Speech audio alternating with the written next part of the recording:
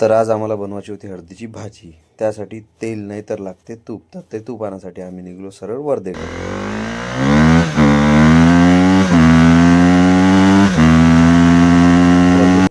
मग आम्ही घेतलं तूप घेतलं, त्यांना पैसे दिले आणि त्यांना बाय बाय करून आम्ही निघलो सरळ सेलूकडे.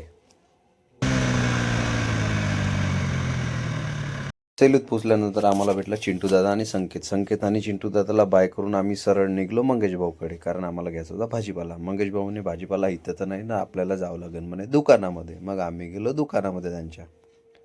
तिथून घेतला भाजीपाला. करण भाऊ भेटले. करण भाऊ ते आपला भाजीपाला करत, करण भाऊला हाय करून आम्ही सरळ निघलो फॅक्टरीकडे. फॅक्टरीत पोचल्यानंतर काजू, वटाणे सर्व सामग्री जमा केली, कोबी वगैरे. मग आम्ही केली भाजी बनवायला सुरुवात. तर मग इकडे पुखराज बनवत आहे भाजी.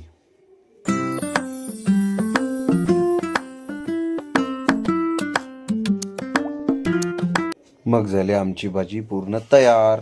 Bye bye.